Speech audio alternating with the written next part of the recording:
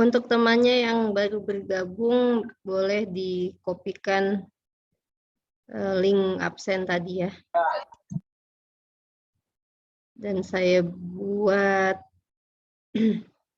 Anissa Nurhanifah jadi co-host. Kalau ada temannya yang mau gabung, silahkan di-admit.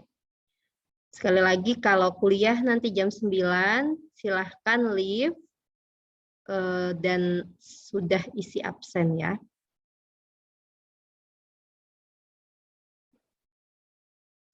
Baik, jadwal UAS sudah keluar ya, jadwal UAS sudah keluar. Kita UAS tanggal 8 Juni, karena tanggal 1 Juni itu libur. Dan pokok bahasan yang akan kita bahas itu 2 lagi, seperti yang sudah saya share di ini ya, di Google Classroom, itu tentang penyusunan anggaran sebagai alat perencanaan pengendalian, dan satu pokok bahasan lagi itu tentang pengambilan keputusan. Sudah dapat mata kuliah penganggaran sebelumnya semester ini?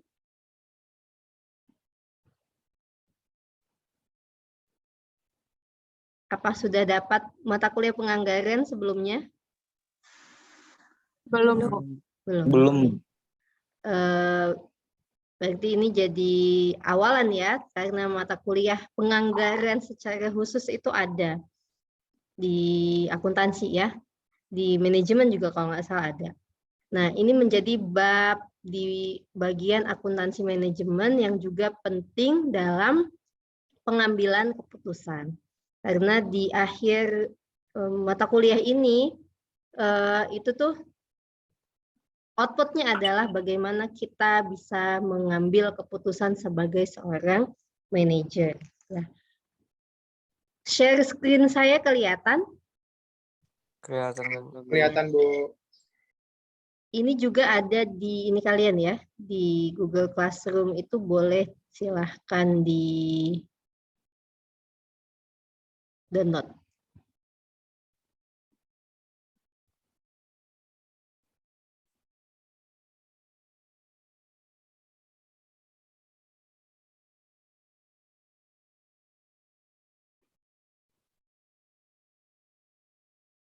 Nah, kita akan bahas tentang penyusunan anggaran sebagai alat perencanaan dan pengendalian.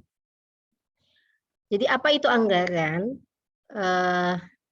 Sebagaimana mungkin yang kalian sudah lakukan ya sebagai pribadi maupun sebagai salah satu aktivis mahasiswa misalnya ya, ada di dalam organisasi gitu. Pasti terkait dengan yang namanya anggaran atau menyusun anggaran. Atau, oh Bu, saya nggak terlibat dalam kegiatan apapun, dalam kegiatan mahasiswa apapun. Secara pribadi pun kita dituntut untuk menyusun anggaran. Kita dikasih budget atau pemasukannya berapa. Kalau kita dikasih orang tua, anggaplah itu sebagai pemasukan kita. Anggaplah itu pendapatan kita. Kalau kita nggak dikasih orang tua, berarti kita mesti kerja dan itu kita anggap sebagai pemasukan kita. Tiap bulan pemasukannya berapa dan yang bisa dikeluarkan di bulan itu juga berapa. Kalau ada bonus atau ada kelebihan uang di bulan tertentu yang sudah diprediksi, itu juga sudah dianggarkan dikeluarkannya berapa. Ya, jadi anggaran itu rencana kuantitatif. Kuantitatif berarti bisa dihitung, bisa dinominalkan, dinyatakan dalam mata uang. Kalau kita berarti rupiah, atau di perusahaan juga bisa dengan dolar, kalau perusahaannya multinasional, dalam jangka waktu tertentu. Bisa anggaran itu sifatnya triwulanan, semesteran, tahunan, ya itu tergantung dengan rencana yang dibuat. Apa fungsinya? Jadi anggaran itu fungsinya untuk merencanakan, alat merencanakan di awal, lalu diakhiri dengan alat pengendalian. Diakhiri lagi nanti evaluasi. Nanti kita bahas juga fungsi anggaran di bagian evaluasi. Untuk organisasi atau perusahaan yang orientasinya laba, maka anggaran ini dimaksudkan untuk alat merencanakan berapa laba yang ingin didapatkan. Kalau kita mau dapat laba 10 juta misalkan, berarti berapakah penjualan yang harus dilakukan? Atau berapakah produksi perusahaan yang harus dikerjakan? Nah, itu kalau perusahaannya itu berorientasi pada laba. Tapi kita juga banyak yang orientasinya bukan pada laba, nirlaba ya. NGO, non-government office gitu. Dia orientasinya pada pelayanan. Nah, maka digunakan anggaran itu disusun ya, bukan untuk sebagai alat perencanaan laba, tapi untuk mengendalikan perusahaan.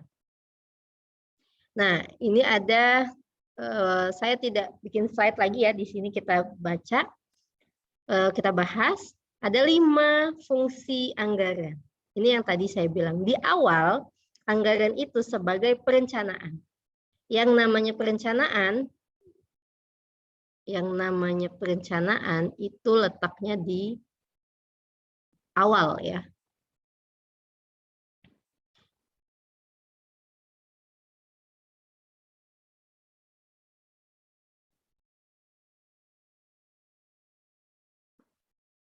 Yang namanya perencanaan itu letaknya ada di awal. Kalau dibilang penyesalan itu ada di akhir, yang di depan itu pendaftaran. Nah, kalau di anggaran, yang di awal itu namanya perencanaan, yang di akhir itu namanya evaluasi. Ini ada di awal.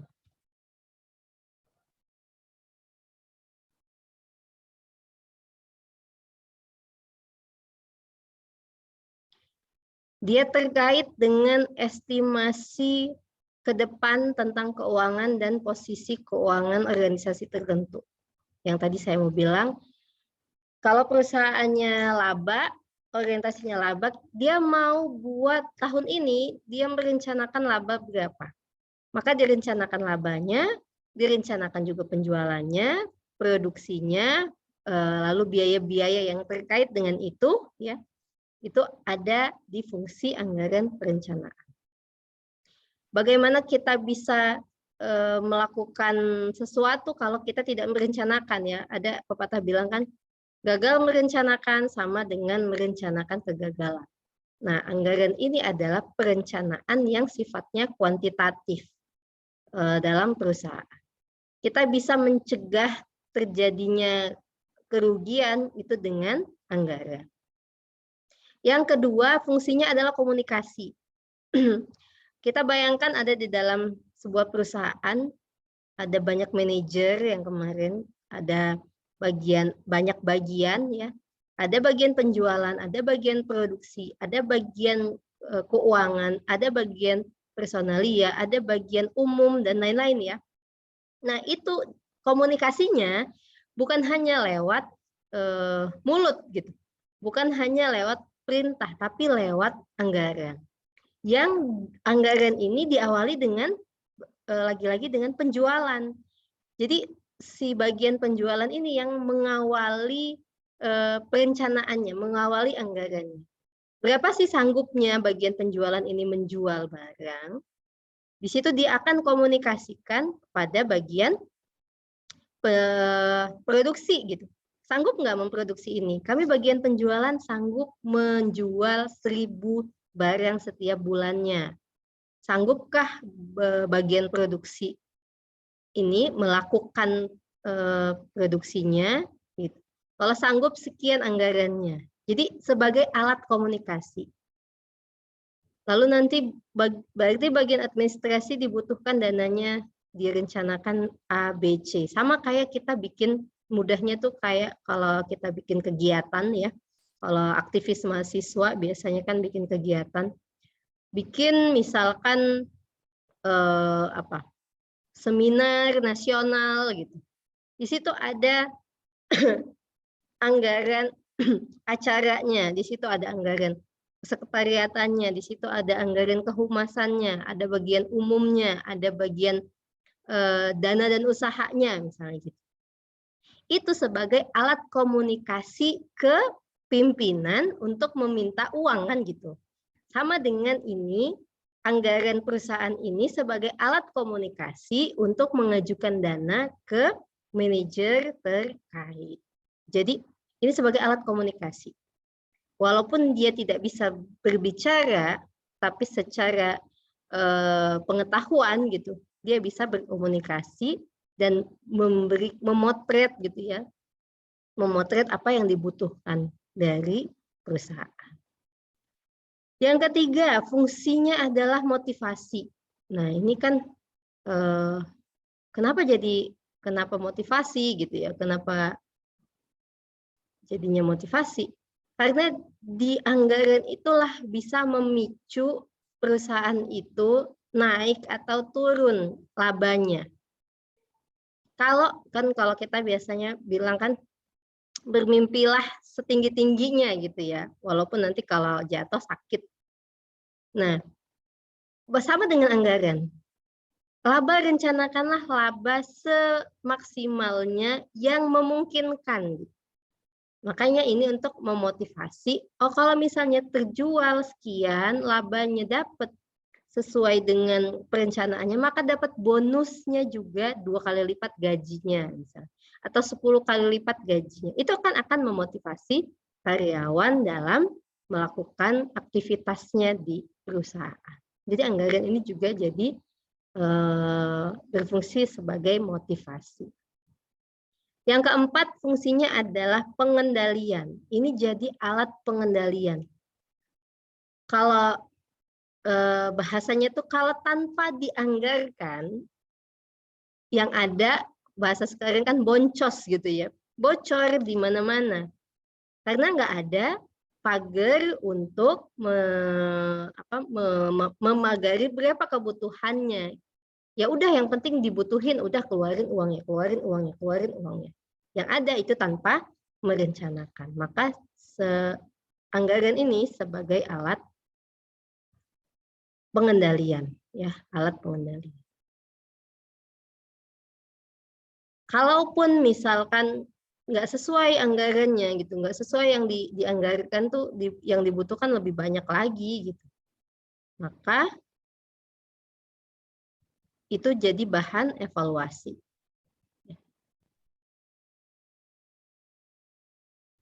Nah, maka fungsi anggaran yang kelima adalah sebagai bahan evaluasi.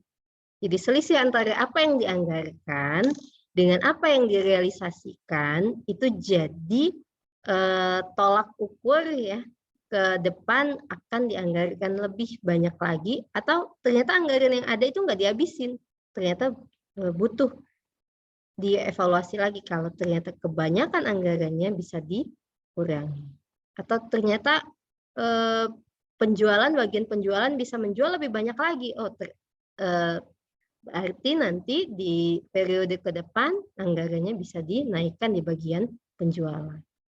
Ternyata kapasitas produksinya lebih besar daripada yang dianggarkan. Berarti di periode ke depan bisa ditambah lagi anggaran produksinya. Atau ternyata terlalu maksa memproduksinya, kebanyakan, berarti dikurangi. Nah, ini sebagai alat evaluasi. Alat perencanaan di awal, alat evaluasi di akhir, ya. Nah, itu 5 fungsi anggaran yang harus diingat-ingat, ya. Nah, next ada yang namanya master budget. Jadi anggaran induk atau keseluruhan anggaran dari sebuah perusahaan. Jadi ada perusahaan bikin anggaran, ada yang namanya master budgetnya atau anggaran induknya. Master budget itu terdiri dari 2 komponen. Yang satu operasional, ini operasional. Yang kedua adalah keuangan atau financial budget. Kalau anggaran operasional ini isinya tentang sejumlah anggaran yang terkait dengan pendapatan, misalkan penjualan gitu ya, terkait dengan produksi barang, terkait dengan beban pokok penjualannya. Dan di akhir output dari operational budget ini adalah anggaran laba rugi. Sedangkan kalau anggaran keuangan ya atau financial budget tadi yang digambarkan adalah arus masuk dan keluarnya uang. Atau nanti outputnya adalah arus kas atau neraca. Ya. Ini gambaran komponen anggaran induk. Ada anggaran penjualan, ini yang pertama. Jadi anggaran yang dianggarkan di awal, gitu ya, yang menjadi anggaran yang utama, yang menentukan anggaran selanjutnya, itu adalah anggaran penjualan. Anggaran produksi tidak bisa menganggarkan kebutuhan kalau bagian penjualan belum menyerahkan anggaran penjualannya. Jadi nggak bisa bagian produksi, udahlah yang kita tahun ini mau bikin 1.500 produk gitu, tanpa ada anggaran dari penjualan. Bisa jadi kelebihan, bisa jadi kurang. Makanya yang ditunggu dalam anggaran induk ini yang pertama adalah penjualannya dulu. Baru setelah itu anggaran produksinya. Mampukah dia memenuhi anggaran penjualannya? Jadi mampukah dia memenuhi kebutuhan yang dibutuhkan dalam penjualan? Jadi kebayang tuh ya. Jadi pertama anggaran penjualan dulu yang dikerjakan di bagian penjualan. Baru selanjutnya, kalau mau dijual berarti mesti memproduksi. Ini kan kita ceritanya adalah perusahaan manufaktur. Jadi dia memproduksi barang. Berarti anggaran produksinya dibuat setelah melakukan anggaran penjualan. Udah nih, udah selesai nih anggaran produksi, maka dilakukan lagi anggaran kebutuhannya, kebutuhan bahan pokoknya ya, bahan pokoknya. Lalu anggaran tenaga kerjanya, berapa yang dibutuhkan untuk memproduksi ini tenaga kerjanya, dan anggaran overhead pabrik, anggaran lain-lain yang sudah kita bahas di pertemuan kemarin. Selanjutnya baru dia masuk dalam anggaran biaya. Nah, anggaran biaya ini gabungan antara anggaran kebutuhan pokok, tenaga kerja langsung, dan anggaran overhead. Anggaran biaya dan penjualan ya, administrasi dan administrasi. Nah, barulah masuk dapat anggaran laba rugi yang tadi dibilang output dari master budget yang pertama tadi, operational budget itu adalah anggaran laba rugi. Baru setelah itu financial budget atau anggaran keuangan tadi, outputnya adalah anggaran kas dan anggaran neraca. Ini gambaran dari master budget anggaran perusahaan. Satu perusahaan. Nah, ini pertama adalah menyiapkan anggaran operasional. Tadi ada 2 anggaran yang dibutuhkan, yaitu menyiapkan anggaran operasional atau operational budget, dan selanjutnya nanti membuat financial budget yang terakhir di bagian akhir. Nah, sebelum masuk ke sini, karena sudah jam 9, sudah harus masuk ke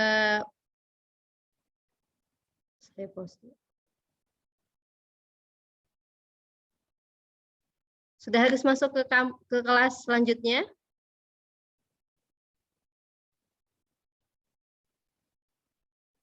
Halo?